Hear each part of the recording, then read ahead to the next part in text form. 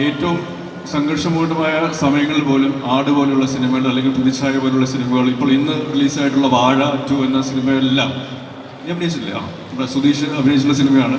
അതെല്ലാം നല്ല പ്രേക്ഷക പ്രീതിയോടുകൂടി തിയേറ്ററുകളിൽ നിറഞ്ഞോടുമ്പോൾ തീർച്ചയായിട്ടും എൻ്റർടൈൻമെൻറ്റ് എന്ന് പറയുന്നത് അത് ഏത് കലാരൂപങ്ങളായാലും അത് മനുഷ്യന് ആവശ്യമാണ് എന്ന് നമ്മൾ മലയാളികൾ ഒരിക്കൽ കൂടി ഉറപ്പിച്ച് ലോകത്തോടെ കാണിക്കുന്ന ഈ അവസ്ഥയിൽ നിങ്ങളോട് എല്ലാവരോടും പ്രേക്ഷകരോട് എല്ലാവരോടും നന്ദി പറഞ്ഞതിനോടൊപ്പം തന്നെ ഏറ്റവും നല്ല സിനിമകളുമായിട്ട് മലയാള സിനിമ വീണ്ടും ഉണ്ടാവും എന്നുള്ളതിൻ്റെ തുടർച്ചയായിട്ട് അടുത്ത ആഴ്ചകളിലൊക്കെ സിനിമകൾ റിലീസ് ചെയ്യുന്നുണ്ട്. ഇപ്പം ഞാനിന്ന് ടൊവിയായിട്ട് സംസാരിക്കുന്നുണ്ട്. അപ്പോൾ ടൊവിയുടെ ചോദിച്ചത് എവിടെയാണെന്ന് ചോദിച്ചപ്പോൾ അവൻ അടുത്ത ആഴ്ച പള്ളിച്ചട്ടം റിലീസ് ചെയ്യുകയാണ്. അപ്പോൾ അതിൻ്റെ പ്രൊമോഷൻ്റെ ഭാഗമായിട്ട് സൗദി അറേബ്യയിലാണെന്ന് പറഞ്ഞു.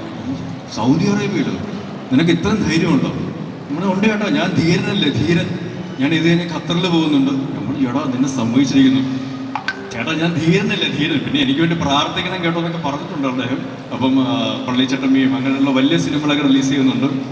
ഇതെല്ലാം കഴിഞ്ഞ് വലിയ പെരുന്നാളെന്ന് നമ്മൾ പറയുന്ന പോലെ മെയ് 1-ാം തീയതി പേട്രിയറ്റ് റിലീസ് ചെയ്യുന്നുണ്ട്.